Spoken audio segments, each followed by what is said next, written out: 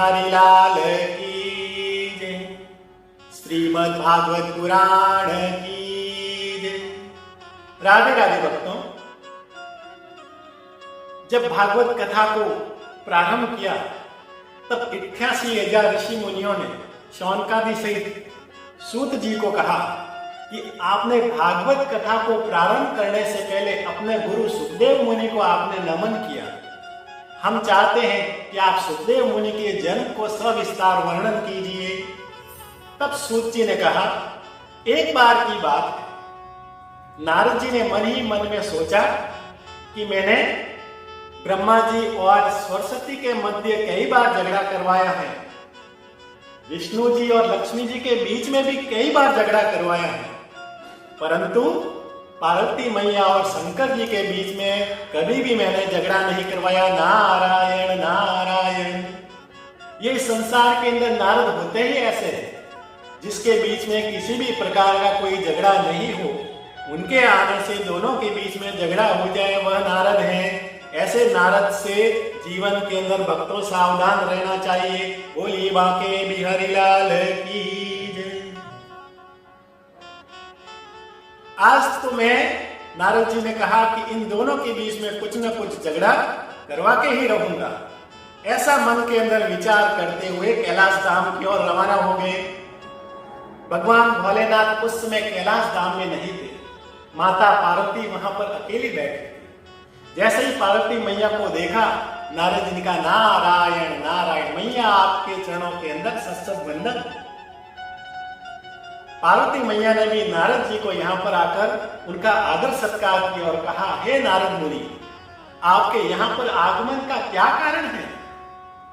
नारद जी ने कहा, मैया देखिए, मुझे भोलेनाथ से कुछ व्यक्तिगत काम है, उससे कुछ व्यक्तिगत बात करनी है। वो यदि है तो मुझे बात करनी है, बुलाइए। पार्वती मैया ने कहा कि नारद जी आप मुझे बता दीजिए, भोलेनाथ अभी यहाँ पर नहीं है, इसलिए आप मुझे बता दो और भोलेनाथ को बता दो, एक जैसा ही है।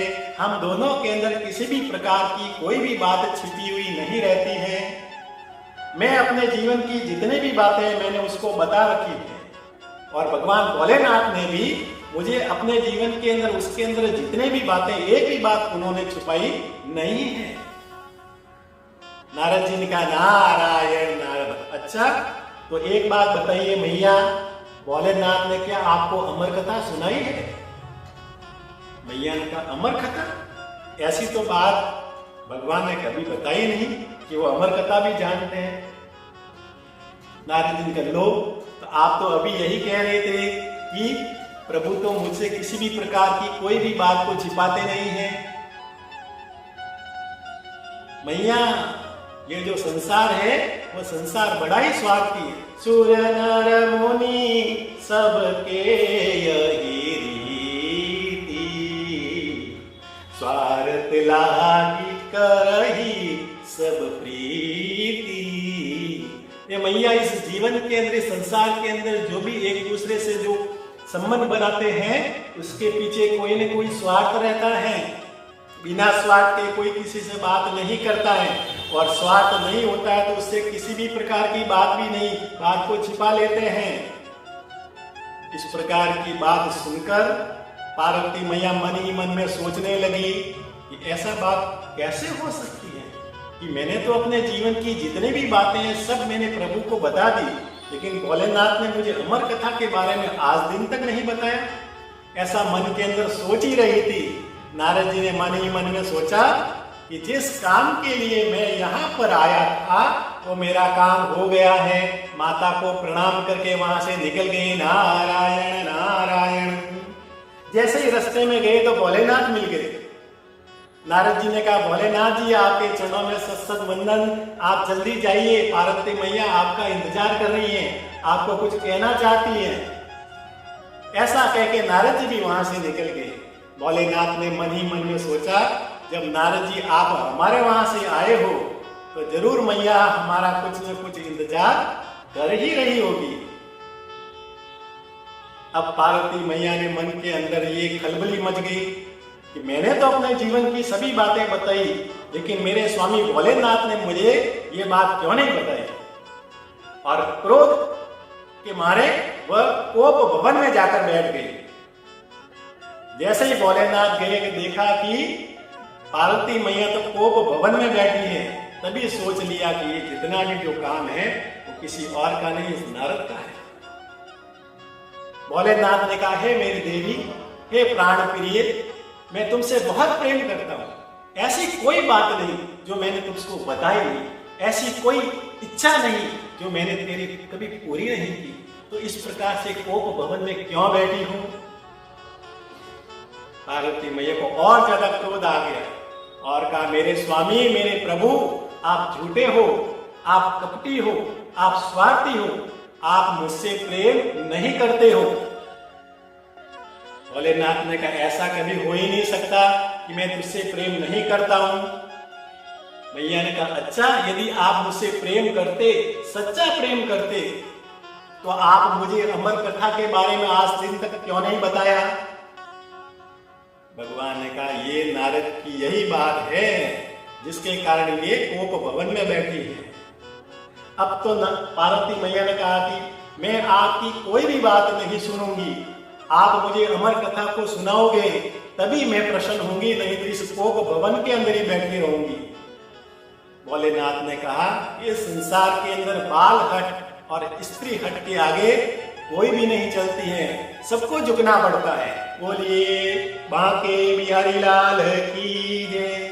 भगवान को मालूम है कि ये ऐसी हट कर रखी है, यदि नहीं बताऊंगा तब तक तो ये कोप भवन से आएगी नहीं। तब भोलेनाथ आखिरकार प्रसन्न होकर पार्वती मैया को कह दिया कि ठीक है, हे देवी, मैं आपको अमर कथा जरूर सुनाऊंगा, लेकिन अमर कथा सुनने के लिए कुछ नियम है, कुछ शर्त है। मैया ने कहा, आप जो भी शर्त कहोगे, आप जो भी कहोगे, मैं मानने के लिए तैयार हूं, बस आप मुझे अमर कथा सुनाओ। भोलेनाथ ने कहा, जब मैं आपको अमर कथा सुनाना प्रारंभ करूं, तब हमारे आसपास में किसी भी प्रकार का कोई प्राणी जीव मात्र नहीं होना चाहिए। पार्वती मैया ने कहा, जैसी आपकी इच्छा। जैसे ही पार्वती मैया ने कहा, भगवान ने जैसे ही ताली बजाई, अपने चारों ओर जितने भी जीव जंतु प्राणी थे वो वहां से भाग गए। लेकिन ऊपर एक तोता, जिसने कि अभी अभी अंडा दिया था, तोता तो वहां से भाग गया, लेकिन अंडा वहीं पर रह गया। भोलेनाथ ने कहा, मेरी दूसरी शर्त यह है कि मैं जब भी इस अमर कथा को सुनाऊंगा तब मैं समाधि में रहूंगा, मेरी आंखें बंद रहेगी। मुझे कैसे मालूम चलेगा, मैं प्रारंभ से लगाकर अंत तक कथा सुनाऊं और मुझे कैसे मालूम हो कि आप सुन रही हो? इसलिए जब जब भी मैं कथा को सुनाऊं, आप थोड़े थोड़े समय के बाद में हूं का हुकारा देती रहना, ताकि मैं समझ जाऊंगा कि तुम कथा को ध्यान से सुन रही हो। पार्वती मैया ने कहा, प्रभु आप जैसा कहोगे वैसा मैं करूंगी, आप कथा सुनाना प्रारंभ कीजिए। जब दोनों शर्तों को पार्वती मैया ने मान लिया, तो अमर कथा को सुनाने के लिए भगवान वक्ता के रूप में विराजमान हुए और पार्वती मैया उसके सामने श्रोता के रूप में विराजमान हो गई। जैसे ही प्रथम दिवस की कथा को भगवान ने प्रारंभ किया, तो प्रथम दिवस की कथा सुनते ही जो तोता उड़ गया था, उसके पीछे जो अंडा रह गया था, उस अंडा फूटकर उसमें से तोते का बच्चा निकल गया, जिसको हम सूक कहते हैं। दूसरे दिन की कथा जब पूर्ण हुई तो पार्वती मैया ने हूं का हुकारा देते रहे। तीसरे दिन की कथा, चौथे दिन की कथा, जैसे जैसे भगवान कथा को समाप्त करते रहे, कथा सुनाते रहे, पार्वती मैया हूं का हुकारा देती रही। लेकिन जैसे ही पांचवें दिन की कथा भगवान भोलेनाथ ने प्रारंभ की और भगवान ने कहा, योगेश योग विन्यास। उद्धव जी ने कहा, हे गोविंद, हे कृष्ण, आप तो योग के स्वामी हो, आप योग के अधीश्वर हो, आप बताइए योग क्या है, त्याग क्या है, वैराग्य क्या है। भगवान भोलेनाथ इस कथा को, इस प्रसंग को सुना ही रहे थे कि पार्वती मैया को नींद आ गई। बोलिए बांके बिहारी लाल की जय। जब पार्वती मैया को नींद आ गई तो हुंकारा देना बंद हो गया। तो सूक वहां पर बैठा बैठा सोच रहा था कि पार्वती मैया ने यदि हुंकारा नहीं दिया तो भोलेनाथ बीच में ही कथा को समाप्त कर लेंगे। पार्वती मैया तो भोलेनाथ की पत्नी है, जब चाहे कभी भी ये कथा को अपने श्रवणपान कर सकती है। लेकिन मुझे इस अमर कथा को सुनने का सौभाग्य फिर कभी मिलेगा नहीं, इसलिए उस सूक ने, उस तोते के बच्चे ने हूं हूं का हुकारा देना प्रारंभ कर लिया। बोलिए भोलेनाथ की जय। 5वें दिन की कथा प्रारंभ हुई, 6ठे दिन की समाप्त हुई। तोता का बच्चा जो हूं था, सूक था, वो हुंकारा देता रहा। 7वें दिन की कथा जैसे ही विराम हुई तो भगवान ने, भोलेनाथ ने जयकारा लगाया, बोलिए वहां के बिहारी लाल की जय। जयकारे का, जोर से जयकारे की आवाज सुनते ही पार्वती मैया जाग गई और कहा, स्वामी बताइए उद्धव जी के प्रश्न का भगवान गोविंद ने क्या उत्तर दिया? योग क्या है, त्याग क्या है, वैराग्य क्या है? भोलेनाथ ने कहा, क्या मतलब क्या? आप कथा सुना रहे हो? भोलेनाथ ने कहा, आप देवी, कथा विराम हो गई है, कथा 7 दिन की पूर्ण हो गई है। मैया ने कहा, ऐसे कैसे हो सकता है? जब ये कथा का, ये 5वें दिन की कथा का प्रसंग जब आप सुना रहे थे, तब तो मुझे नींद आ गई थी। भोलेनाथ थोड़े से आश्चर्य में पड़ गए, ऐसा कैसे हो सकता है? जब तक मैंने 7 दिवस की कथा को समाप्त नहीं किया, उसको विराम नहीं लगाया, तब तक हूं हूं का हुकारा चलता रहा। तब भगवान को संदेह हुआ कि हो न हो पार्वती, यहाँ पर तुम्हारे और मेरे अलावा कोई तीसरा भी है जो इस कथा को चोरी चोरी से सुन रहा है। जैसे ही भगवान ने ऊपर थोड़ा सा पीछे देखा तो तोते का बच्चा जो सूक था वो हूं का हुकारा दे रहा था। ऐसा देखकर भगवान क्रोध के अंदर आकर कहने लगे कि तुमने चोरी से इस अमर कथा को सुना है, मैं तुझे प्राण दंड दूंगा। अमर कथा को सुनने का कुछ नियम होता है, तुमने उस नियम का उल्लंघन किया है, मैं तुझे अभी प्राण दंड दूंगा।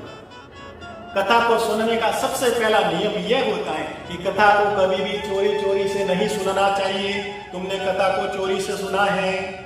दूसरा, कथा को जब सुनो तब कथा के जो मंच, कथा वक्ता के सामने तुमको बैठना चाहिए, लेकिन तुम मेरे पीछे बैठे हुए हो, ये भी नियम के विरुद्ध है। तीसरा नियम यह है कि श्रोता का जो आसन है वक्ता के आसन से नीचे होना चाहिए, लेकिन तुम मेरे आसन से भी ऊपर बैठे हुए इस कथा का श्रवणपान कर रहे हो, इसलिए मैं तुझको प्राण दंड दूंगा। ऐसा सोचकर, ऐसा कहते हुए भगवान ने त्रिशूल हाथ में लिया और जैसे ही उसको मारने के लिए खड़े हुए, सूक अपने मृत्यु के भय से कांप कर वहां से भाग गया। अब सूक आगे आगे और भगवान भोलेनाथ पीछे पीछे। बोलिए बांके बिहारी लाल की जय। तीनों लोगों के अंदर वो सूक फिरता रहा, भय के मारे फिरता रहा, मृत्यु के मारे फिरता रहा, लेकिन कहीं पर भी उसको शरण नहीं मिली।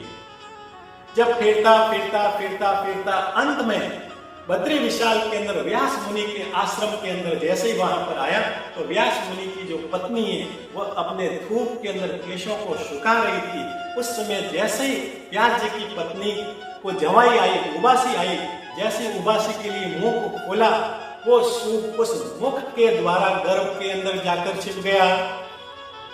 भगवान भी पीछे पीछे आ गए और व्यास मुनि की पत्नी के सामने बैठकर कहने लगे, बाहर आ जाओ, मैं तुझे यही मृत्यु दंड दूंगा। सूक ने कहा कि प्रभु अब मैं बाहर नहीं आऊंगा, आप भले ही यहाँ पर बैठे रहो। शिव जी ने कहा ठीक है, आज नहीं आओगे, कल नहीं आओगे, 9 महीने के बाद तो आओगे, तब मैं तुमको प्राण दंड दूंगा। सूक ने कहा प्रभु आप 9 महीने की बात कर रहे हो, 9 में 9 वर्ष तक ना आऊं, यहां पर बैठे रहो। भोलेनाथ ने कहा मैं यहीं पर ही बैठा रहूंगा, जब तक तुम बाहर नहीं आओगे मैं तुम्हारा यही इंतजार करूंगा, और जब तुम बाहर आओगे मैं तुझको मृत्यु दंड दूंगा। ऐसा कहते हुए 1 महीना 9 महीने गुजरे, सूक बाहर नहीं आया। 1 साल, 2 साल, 5 साल, 10 वर्ष, 12 वर्ष बीत गए, फिर भी सूक है वो उस व्यास जी के पत्नी के गर्भ से बाहर नहीं आया। लेकिन भगवान भी वहां पर डटे रहे, कब तक तुम बाहर नहीं आते। आखिरकार व्यास जी ने भगवान भोलेनाथ के चरणों में वंदन करते हुए कहा कि प्रभु आप अब इन्हें क्षमा कर दीजिए। भोलेनाथ ने कहा नहीं, इसने चोरी से कथा को सुना है, मैं इसे मृत्यु दंड दूंगा। व्यास मुनि तो बड़े बुद्धिमान और विलक्षण बुद्धि के थे। उन्होंने कहा कि भोलेनाथ ऐसे नहीं मानेंगे, उनको कोई दूसरा तरीका ही बताना पड़ेगा। बोलिए वाके बिहारी लाल की। व्यास जी ने कहा भोलेनाथ आप क्या इसे मृत्यु दंड दोगे? आप इसको मृत्यु दंड नहीं दे सकते हो, क्योंकि आपकी ये अमर कथा को इसने सुन लिया है, और जो आपकी इस अमर कथा को सुनता है वह अमर हो जाता है। अब आप इसको मृत्यु दंड नहीं दे सकते हो। भोलेनाथ ने कहा मृत्यु दंड तो नहीं दे सकता, लेकिन मैं कोई और दंड तो इसको अवश्य दूंगा।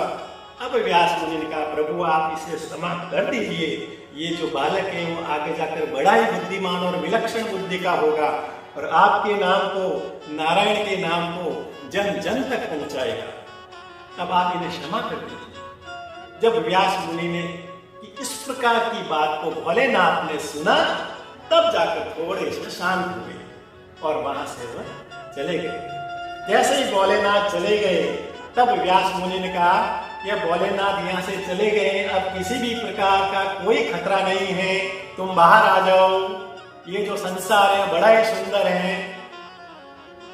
शुक ने कहा नहीं नहीं, ये संसार सुंदर है, लेकिन इसके अंदर मोह माया है, इस मोह माया के अंदर मैं जकड़ना नहीं चाहता हूं, इसलिए बाहर नहीं आऊंगा। पहले आप वचन दो कि जैसे ही मैं बाहर आऊंगा इस संसार की जो मोह माया है मेरे ऊपर वो प्रभाव नहीं डालेगी। ऐसा वचन देते हो तो मैं बाहर आऊंगा, नहीं तो मैं यही ठीक हूं। व्यास ने भगवान विष्णु का स्मरण किया। जैसे ही विष्णु जी का स्मरण किया तो विष्णु जी वहां पर चतुर्भुज रूप में प्रकट हुए और उन्होंने वरदान दिया, हे शुक तुम इस धरती पर आओगे, संसार में आओगे, लेकिन ये संसार के ऊपर, संसार और ये जो संसार की मोह माया है उसका तुम्हारे ऊपर कोई भी प्रभाव नहीं पड़ेगा। ऐसा मैं तुझको वरदान देता हूं। बोलिए नारायण देव की। जब भगवान ने वरदान दिया तब शुक अपने व्यास जी की पत्नी के जो गर्भ है वहां से बाहर आया। जैसे ही बाहर आया 12 वर्ष के बालक के रूप में वह प्रकट हो गया, और जैसे ही धरती पर पांव रखा वो बिना वस्त्र नग्न अवस्था में, जिस अवस्था में उसका जन्म हुआ था, वह तुरंत वहां से तपस्या के लिए, भगवान की भक्ति के लिए वन की ओर दौड़ गए। जब वन की ओर दौड़ते हुए देखा तो व्यास मुनि ने सोचा कि इनका तो अभी किसी भी प्रकार का कोई संस्कार भी नहीं हुआ है, और ये मेरा पुत्र है, ये संसार के अंदर भगवान के नाम को प्रचार करना है, इसलिए वहां इनको नहीं भेजना। वो पीछे पीछे भागते रहे कि हे मेरे सुखदेव, हे सुख तुम इधर आओ। लेकिन सुखदेव मुनि आगे आगे चलते रहे वन की ओर, और व्यास मुनि उसके पीछे पीछे भागते रहे। वन की ओर इतने दूर चले गए, इतने दूर चले गए कि आखिर में जब व्यास मुनि ने देखा इस वन की लताओं में, वन के वृक्ष में, वन के फूल में, नदी में, पहाड़ में, हर जगह सुखदेव मुनि के ही दर्शन हो रहे हैं। तब व्यास मुनि ने ये समझ लिया ये जो बालक है वो किसी भी प्रकार का एक छोटा सा सामान्य बालक नहीं है, ये बुद्धिमान और विलक्षण बुद्धि का है, ये भगवान का साक्षात अवतार है, ये आगे जाके भगवान का जो नाम है वो जन जन तक पहुंचाएगा। ये सोचकर उनको वहीं पर प्रणाम किया और अपने आश्रम की ओर लौट आए। इस प्रकार की बात, इस प्रकार के प्रसंग को सुनाकर सूत जी ने सौनकादि 88,000 मुनियों को कहा कि ये हे ऋषिवर, मैंने आपके अपने जो गुरु हैं सुखदेव मुनि, उनके जन्म की कथा को विस्तार से वर्णन किया है। बोलिए सुखदेव मुनि की, भागवत पुराण की, बांके बिहारी लाल की।